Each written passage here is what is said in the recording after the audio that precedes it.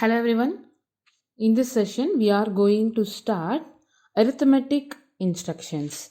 So, arithmetic instructions means you can do some math operations like add, subtraction, multiplication, division, square root, kind of, right?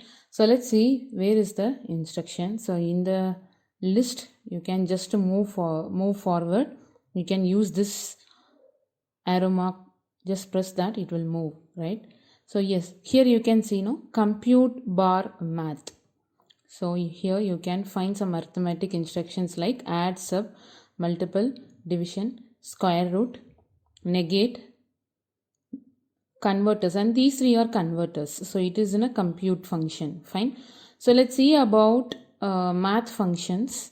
After that we'll go for this conversions, right? So if you see the math instruction, what it will be doing, it will be doing operation. If it is addition, it will do the addition operation. For that, it will require inputs, right? So here math instructions are output instructions. So previously we have seen comparators or input instructions. No, now it is a output instruction. Just see, if I click this add, can you see it is coming at the end? So you cannot connect any output after this. It will be giving the error. Fine. So both all the compute and math, all the instructions are output instructions. Fine. So let's see this block.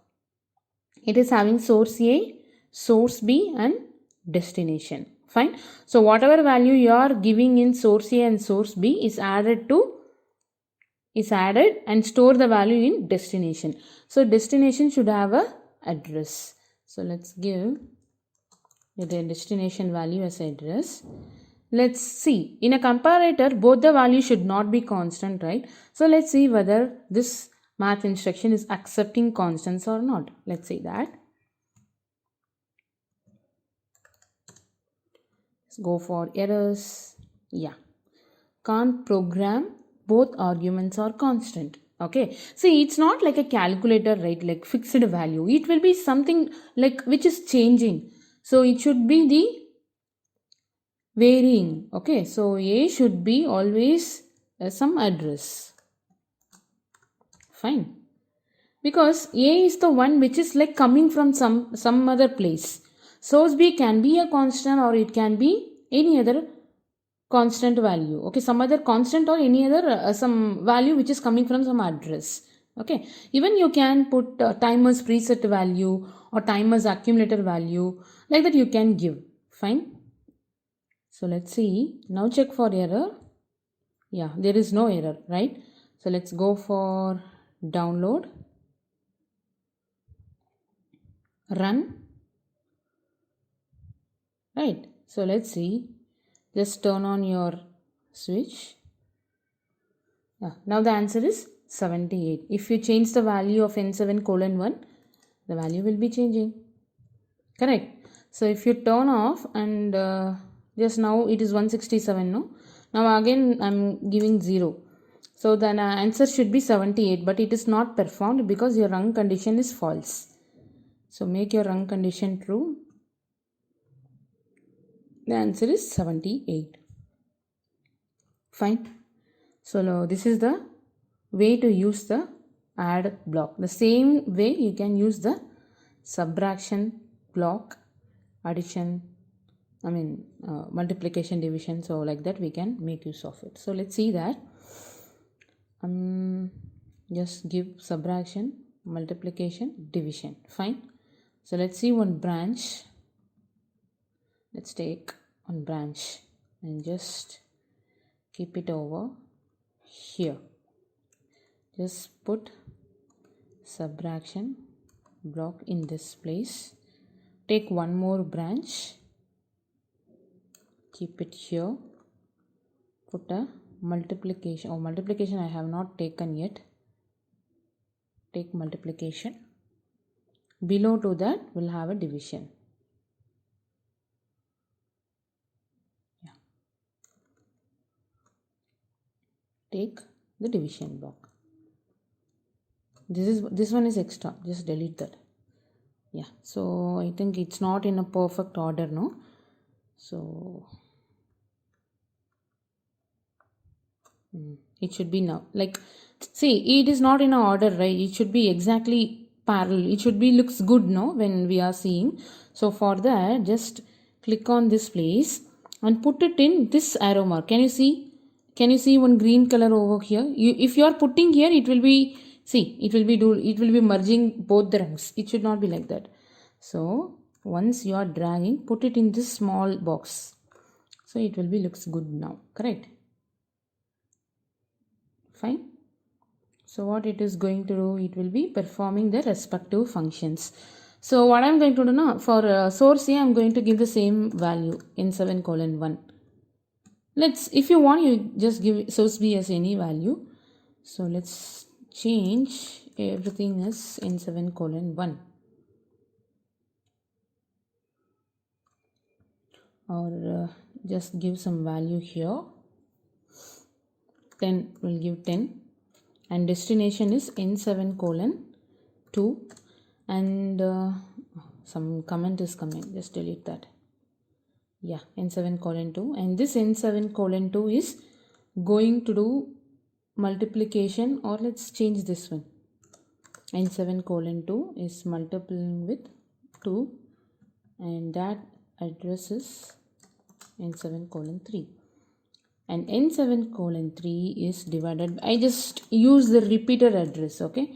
This should be divided by maybe 5 or something, okay? And the destination I'm giving as n7:4. Fine.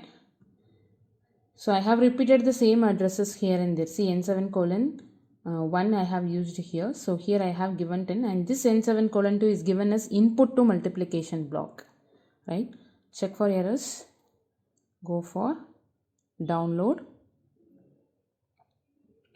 Go for run. Yeah. So I'll just reduce the size so that you can see all.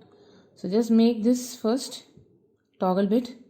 Yes, can you see? Add we have seen already 0 plus 78, 78. 0 minus 10 is minus 10. Can you see? It is giving a sign also. So minus 10 by 2, minus 7 into 2 is minus 20. Minus 20 by 5 is minus 4.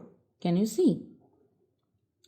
Right? So now let's give the value of n7:1 as some value, you just give 20. Right? So now see 20 minus 10, 10. 10 into 2, 20. 20 by 5, 4. Right? So it will be doing the respective functions. Fine. You can give only 2 values. And here also, in addition also, in some PLCs you can find more inputs. You can add multiple inputs. See, add block is what? It will be doing the addition of some inputs. In Allen Bradley there are only 2.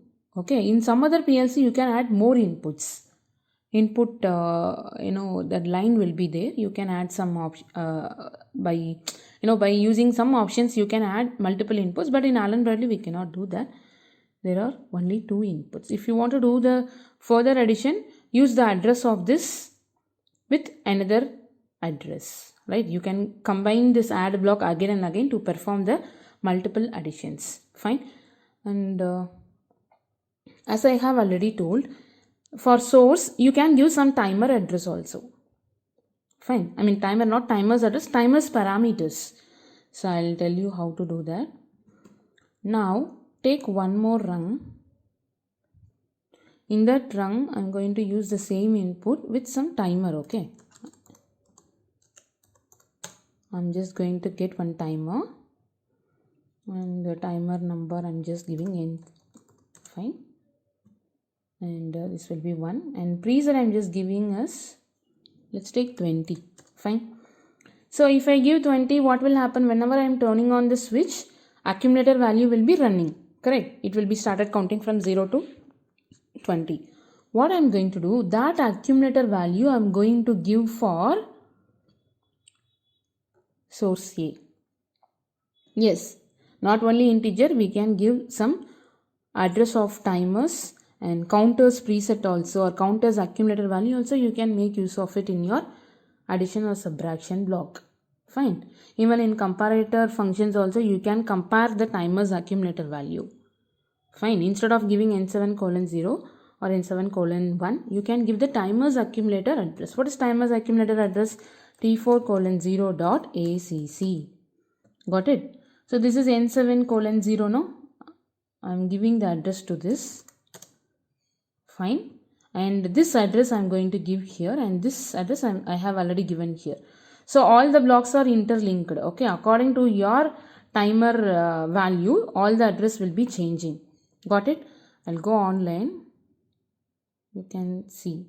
So all the values will be running now. Let's see that. Turn on.